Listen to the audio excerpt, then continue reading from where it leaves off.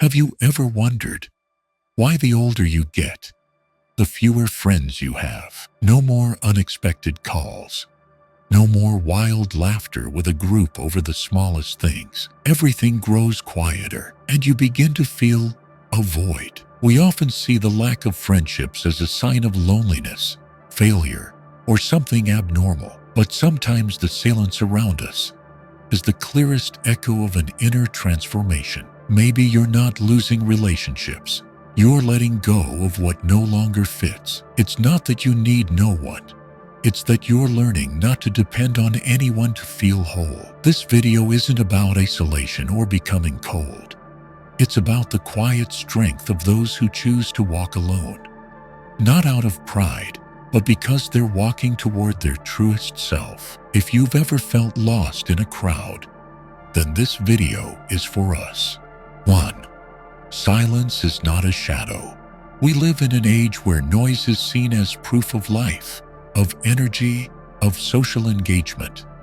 Those who are loud, animated, and talkative are often deemed more successful in conversation, in work, and in life. In contrast, silence is too often mistaken for something strange, a quiet sadness, or worse, a sign of weakness or isolation. But that view is shallow. Silence is not a flaw in character.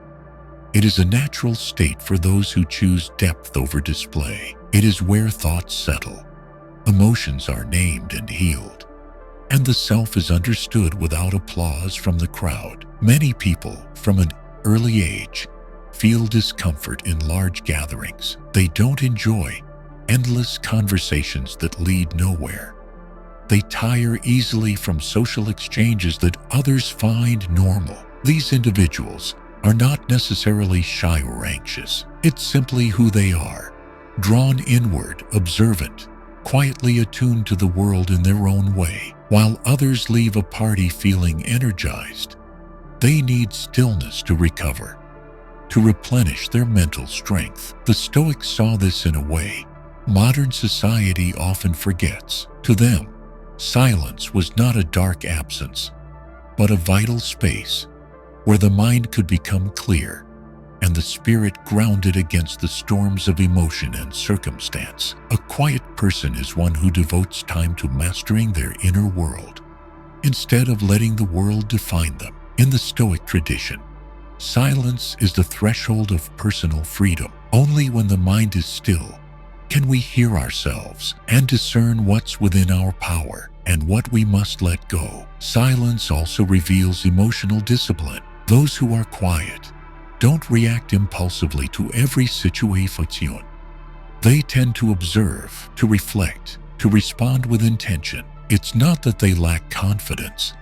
It's that they refuse to be ruled by momentary feeling. They understand that every word, every action, carries weight, and they choose to act deliberately, not recklessly. This is not passivity, but practiced wisdom, something Stoic philosophy has always honored. Silence offers a rare strength in relationships. When someone doesn't rush to fill the air with words, they create space for others to feel heard. And in that space, people feel seen, fully, respectfully. In a world obsessed with speaking, those who know how to listen become rare and deeply valued. Silence, then, is not just inner strength. It is a gift in human connection, the gift of presence without judgment. Crucially, silence does not always mean loneliness. A quiet person can still form deep bonds. They don't need a crowd to feel worthy. A single meaningful relationship can bring them peace and fulfillment. They don't chase validation through numbers. They build their connections with care, rooted in sincerity and nourished over time. In this spirit, silence becomes an intentional way of living, not the result of being cast aside, but a conscious retreat from chaos to protect the soul. It is a way of being that stands firm in the storm, not diminished by the absence of noise, but defined by the presence of clarity. They choose stillness not as escape, but as a path to depth, to truth, to wholeness. 2. Our circle grows smaller, not from loss, but from discernment. In childhood, friendship arises naturally, sitting next to someone, liking the same game, or simply sharing a classroom is often enough to spark a bond. At that age, the criteria for connection are circumstantial and simple. Early friendships don't require much thought or discernment, but as time passes and we enter new stages of life, the standards for maintaining relationships begin to shift. Staying in touch no longer happens automatically. Busyness, diverging goals, and evolving values gradually cause many connections to fade. As we mature, we inevitably develop a clearer sense of self, and with that comes a shift in how we view those around us. Some people we were once close to no longer feel aligned. Others may still be present, but we begin to sense a dissonance in thought, in lifestyle, in direction. With a deeper understanding of our own values, we become more discerning about who we keep close. Shallow conversation and surface-level bonds are no longer enough to justify long-term presence. Choosing friends more carefully isn't about arrogance or judgment. It's a reflection of awareness and conscious priority. We begin to ask, does this person truly understand me? Do we share core values? Does their presence help me grow or pull me away from who I really am? These questions don't come from a place of exclusion, but from a desire to cultivate relationships that are mutually meaningful, both emotionally and in personal development. Adulthood also brings a natural turn inward. We no longer feel the need to expand our social circle just to fill time or feed the ego. Instead, we seek genuine connection where we can be our true selves, without performance, without fear of judgment. When we let go of the need to please everyone, superficial relationships begin to fall away, leaving space for the ones that truly matter. Another reason we refine our circle is an increased awareness of personal limits. Growing up means recognizing that our energy and time are finite.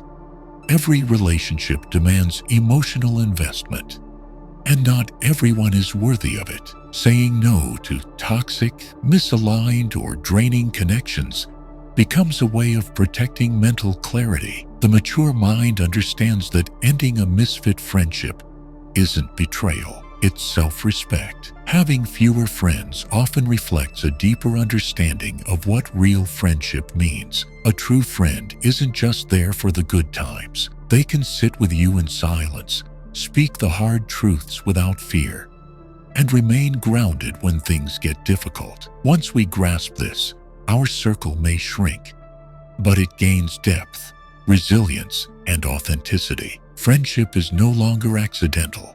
It becomes intentional, a choice based on shared values, mutual emotional support, and genuine presence through life's seasons.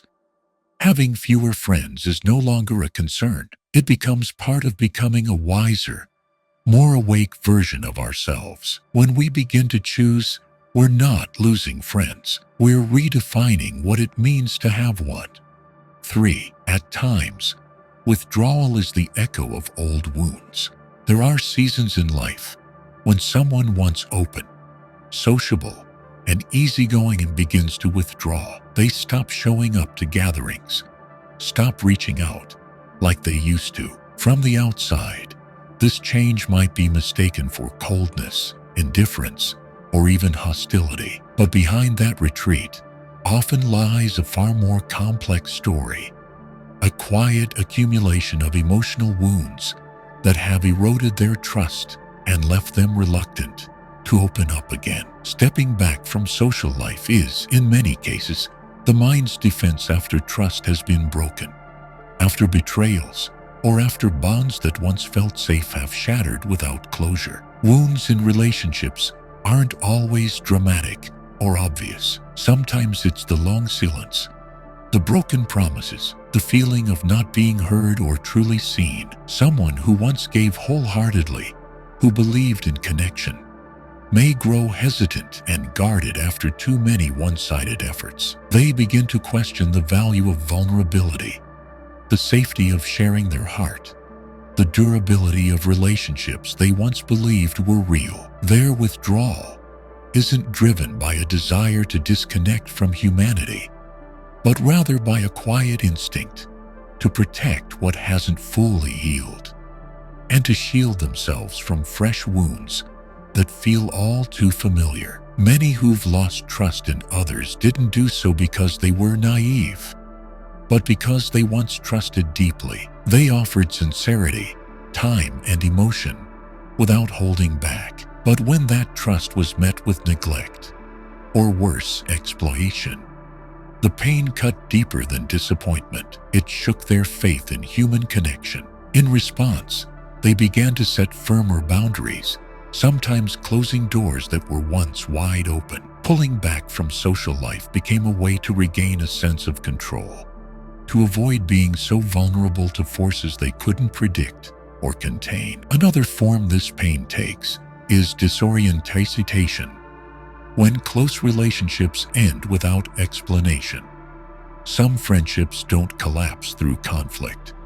They simply fade, one unanswered message at a time. Prolonged silence, sudden distance, or unexplained apathy leave the other person doubting their worth. They wonder if they did something wrong, if their presence still matters. In the absence of answers, retreat becomes a shield. Cutting ties with the world outside is a coping mechanism, a way to avoid the repetition of pain that has already left its mark. Yet this retreat is often invisible.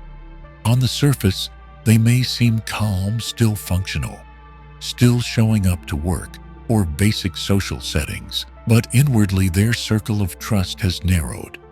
They've become highly selective, sometimes expecting little or nothing in terms of intimacy. This gives rise to a quiet kind of loneliness, not the kind caused by physical solitude, but by the emotional distance they now maintain with everyone around them. Withdrawal caused by emotional wounds is a slow, layered process, and one that rarely reverses without inner healing.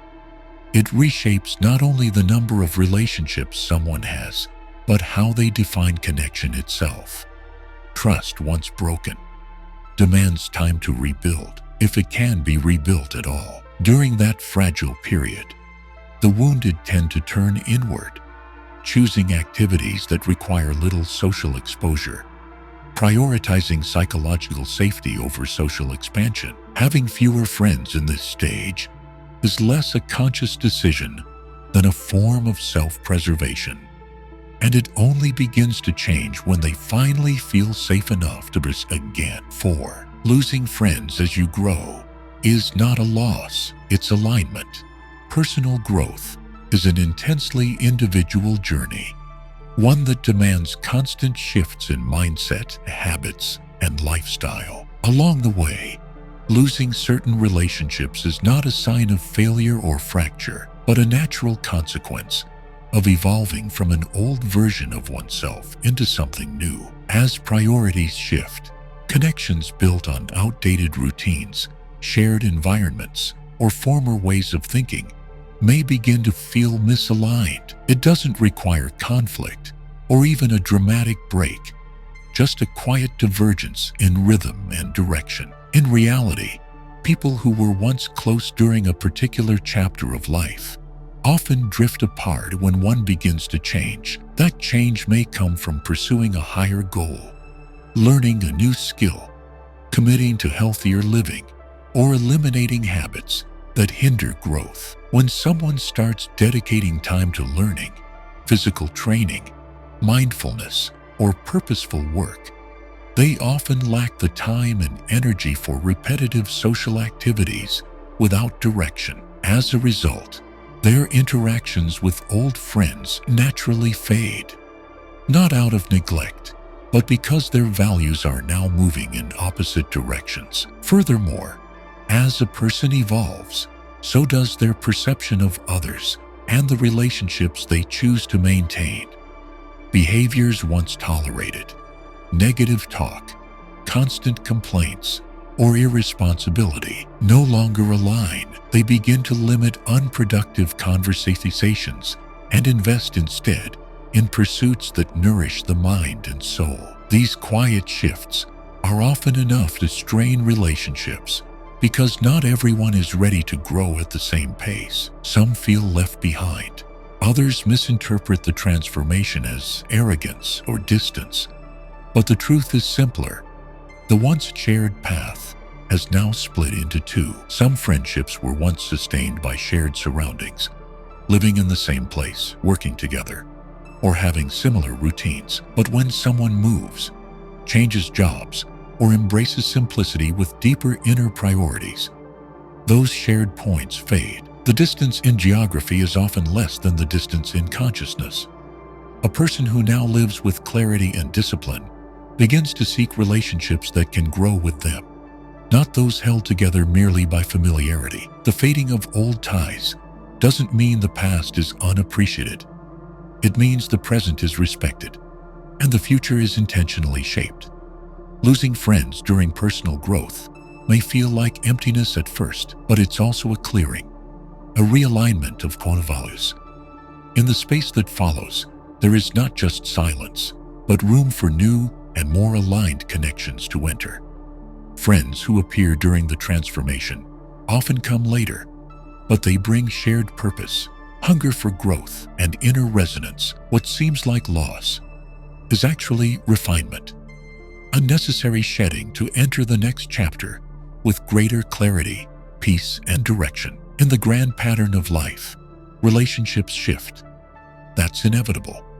Some people walk with us for only a stretch of the road, and their role ends when the lesson is learned. Self-development is, by nature, a solitary path. And on that path, we're sometimes required to let go, not because they're wrong, but because we're headed somewhere they no longer belong. What matters is recognizing that this change doesn't make us lonelier. It opens the door to deeper, more timely, more meaningful connections. 5. The world is busy, but true connection is rare. Modern society creates the illusion of instant connection. With just a few clicks, people can message, video call, post updates, or join countless online groups with thousands of members. On the surface, the world seems more connected than ever. The number of people an individual can reach, follow, or engage with surpasses any previous era. Yet quantitative connection does not equal emotional connection. Relationships built on speed, convenience, and short interactions often lack the depth required for genuine human bonding. In this environment, people are constantly swept into endless cycles of activity. Work, study, family duties, and a flood of digital notifications leave little room for building and sustaining real relationships. Conversations shrink into a few lines of text. Meetings are endlessly postponed because we're busy. True presence, where people fully show up, listen, and share, has become a luxury.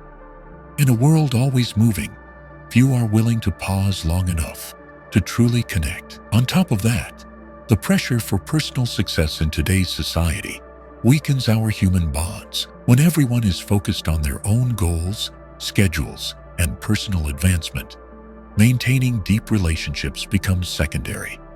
Increasingly, relationships are treated as strategy, tools to network, create opportunities, or build a personal brand. Interactions with an agenda, check-in calls with ulterior motives, and opportunistic ties make authenticity feel increasingly rare. When trust is replaced by calculation, connection becomes nearly impossible. Social media adds another layer to this disconnection. We feel like we're connected, but in reality, we're more isolated than ever. Seeing someone's life on a screen is not the same as understanding their inner world. Many share everything online, yet have no one to confide in when they're hurting. They're liked, followed, refused, but still feel its way. Real connection requires presence, listening, and face-to-face moments, things that are slowly vanishing from modern life. Moreover, the fast pace of life erodes our ability to offer sustained attention. When people are conditioned to switch between apps, headlines, tasks, and entertainment every few seconds, they struggle to stay focused on another person. Not being truly listened to leaves many feeling alone, even in a crowded room. They may speak with dozens throughout the day, yet never feel truly heard. Genuine connection demands time, patience, and emotional investment, resources the modern world rarely grants. Another reason connection fades is the modern emphasis on maintaining an image rather than showing one's true self.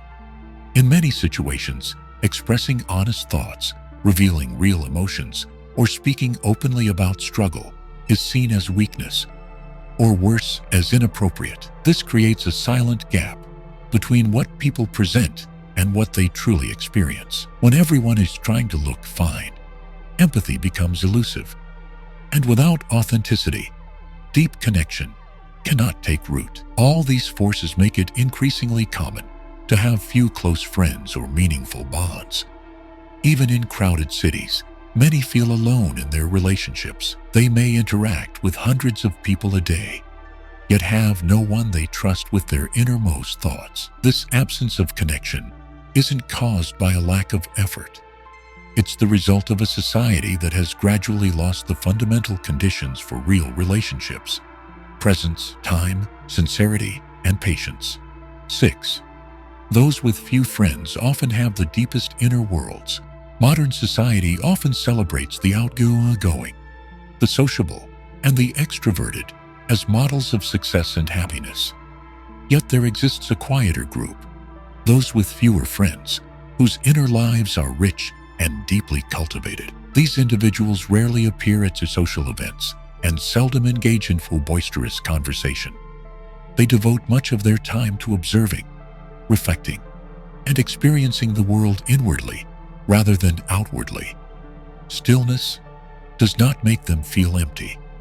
On the contrary, it becomes the soil where thought, emotion, and awareness take root. Those with deep inner lives are cautious in forming relationships. They do not share their thoughts or emotions easily, not because they resist connection, but because they understand the worth of privacy and a deliberate choice. To them, a meaningful conversation is not defined by how many voices are present or how long it lasts, but by the honesty and depth of what is exchanged.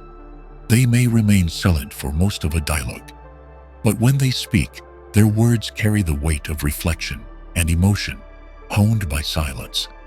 A rich inner life often comes with heightened empathy. They notice the subtlest shifts in behavior or tone, sensing what remains unspoken.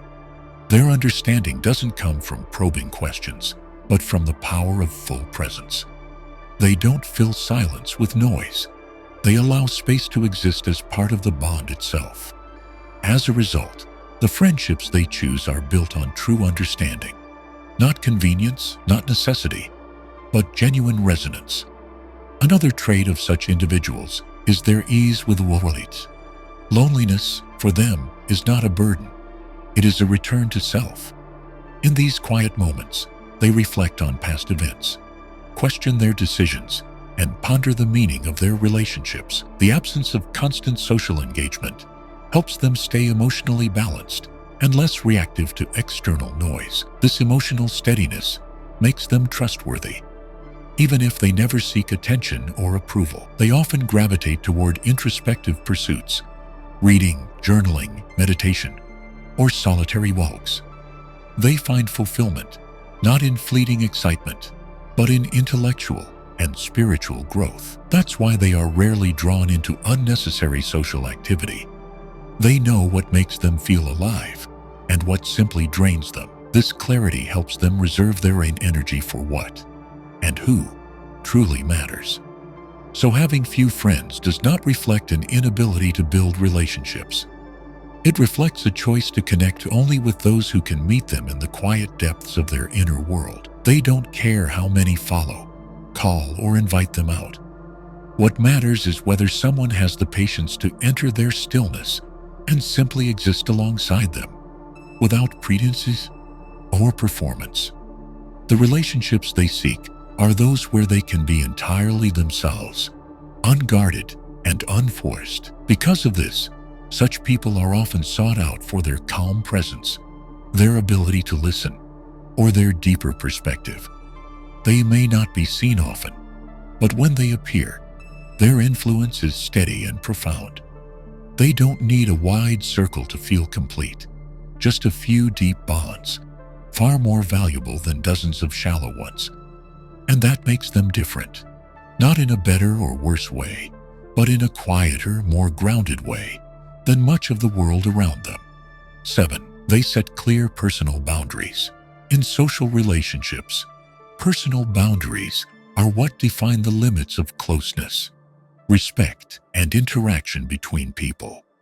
Those with few friends but strong inner foundations tend to have a clear understanding of where their boundaries lie. They know precisely what brings them comfort and what causes unease. They are not afraid to draw lines around communication, behavior, time, and energy. These boundaries aren't walls of isolation, but frameworks for maintaining balance between their inner world and the demands of the external one. People with strong boundaries are deliberate about who they allow into their personal space. They do not reveal their private life or deepest thoughts easily, especially in the early stages of a relationship. Rather than rushing into connection, they observe, evaluating the safety and trustworthiness of others. If a relationship fails to meet basic standards of respect, trust, and mutuality, they step back without hesitation. This isn't coldness, it's emotional clarity, a quiet defense of their inner stability. Clear boundaries also protect them from being pulled into toxic dynamics. They recognize manipulation, exploitation, or attempts at control. When someone crosses the line, whether in words, actions, or expectations, they respond firmly, resetting the limits without apology. Saying no is not an act of hostility, but a declaration of inner peace. They do not let guilt or social pressure sway them into tolerating what goes against their principles. Their boundaries extend to how they manage time and energy. These individuals tend to live with intentional structure, giving high priority to mental and physical renewal. They are not easily swept up in overloaded calendars just to please others. If a relationship consumes time without emotional or intellectual nourishment, they reduce its space in their life. They see time and energy as finite resources and choose to spend them where growth, not depletion, occurs. Boundaries also sustain their independence in thought and decision-making. In relationships, they are not easily swayed by the opinions or emotions of others. They listen openly, but they do not abandon their inner compass. This independence is not rigidity. It's the result of having formed a solid value system of their own. When faced with conflicting choices or beliefs, they act from principle, not from a need for external approval. Someone with clear boundaries is also less likely to be wounded by rejection or disapproval. They don't expect to be liked or understood by everyone. What matters is not collective acceptance, but the quiet conviction of living in alignment with their truth. This internal steadiness shields them from the sting of criticism, distance, or dismissal. They can walk with others in mutual respect, or walk alone when a connection turns unwell. Having boundaries is not about shutting people out. It's about entering relationships with intentionality, clarity, and health. It allows them to build meaningful connections where both people feel safe, respected, and free to grow. Having few friends in this case isn't a sign of isolation. It's the natural outcome of choosing depth and stability over unfiltered expansion. Personal boundaries, then, are not walls. They are doors, carefully crafted to open only for those who truly belong. 8. They are living in truth with themselves. In a world where image and presentation often outrank substance, living truthfully becomes a demanding path. Many shape their words, behaviors, and lives to fit the expectations of family, friends, colleagues, and society at large. Yet some choose a different path to live in alignment with their own nature, even if that means having fewer friends, being misunderstood, or standing outside common norms. These individuals may be seen as distant, private, or difficult to grasp, but in truth, they are choosing authenticity over superficial approval. Living truthfully means keeping thoughts and actions aligned. They don't say what others want to hear if it goes against their beliefs. They don't engage in shallow conversations just to blend in, nor follow the crowd when it costs them their values. Their honesty may not earn universal affection, but it grants them clarity, dignity, and consistency in every choice. They would rather be misunderstood than lose themselves to please the world. Those who live authentically are also honest about their emotions and inner needs. They don't deny feelings for fear of being judged, nor pretend to be fine. When solitude is what they need, they allow themselves to rest, to be silent, to step back from what doesn't align, without needing to justify it. They don't force smiles at gatherings they didn't want to attend, nor maintain a constant mask of positivity for others' comfort. This honesty guards their mental energy and protects their emotional integrity. Living truthfully also means they don't look outside for validation. They don't seek recognition, applause, or fancy labels. They measure their progress by their own standards, not in comparison with others. When they succeed, they feel content from within, not from praise. When they fail, they face it directly, without hiding, without minimizing. This grounded self-honesty keeps them steady amid life's inevitable highs and lows. Authenticity also means they accept their imperfections. They don't need to always be strong, always be right, or always be in control. They can admit mistakes, apologize when needed, and learn without shame. They don't build a persona to mask pain. They work through the pain to heal. This self-acceptance offers peace that no performance can provide. Because they live in truth, they don't fear the loss of connections that no longer align. They know that keeping a mismatched relationship just to avoid discomfort is unnecessary. They are willing to release bonds that no longer reflect shared values or emotional nourishment. While this may shrink their social circle, it preserves the quality of the relationships that remain, ones where they can fully be themselves. Lastly, those who live truthfully do not see solitude as a curse. They know that deep connection with others begins with a whole relationship with oneself. They value time alone, for it allows them to hear their inner voice, recalibrate their path, and renew their energy after engaging the world. They don't seek relationships to fill a void, but to meet in true harmony. And because of that, even with few companions, they feel whole.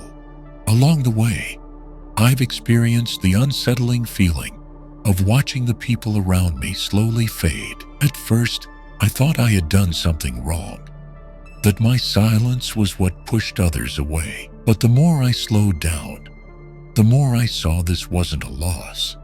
It was a quiet refinement. Shallow, misaligned, or draining connections naturally fall away once you start living with clarity. When you begin to know what matters and what must be released. I've learned to value stillness. Instead of rushing to fill the void with people, I started turning inward. 10 minutes of meditation each morning, a few lines in a journal each night. Simple rituals that reconnected me to myself, helped me recognize what I was truly feeling, and guided me toward wiser choices in my relationships. I also began setting boundaries, not replying to messages instantly, walking away from hollow conversations, and no longer apologizing for needing time alone. And I've come to realize this. When we live in alignment with our values, the right people show up at the right time. You don't have to chase or hold on too tightly.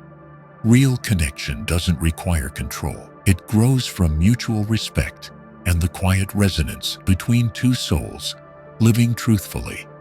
You don't need to apologize for having few friends. You don't owe anyone guilt for choosing honesty over noise, peace over mindless blending in. Walking alone doesn't mean you're lost. It means you're brave enough not to betray your own nature. And if that path causes some to walk away, maybe they were never truly with you to begin with. Hold your values close. Set boundaries with grace. Slow down. Choose with care, because what's truly worthwhile never arrives in a rush. If this message resonates with you, consider liking, subscribing, and turning on notifications so you won't miss the next video, where together we build a life that is deeper, more mindful, and quietly powerful. One day at a time. See you in the next video.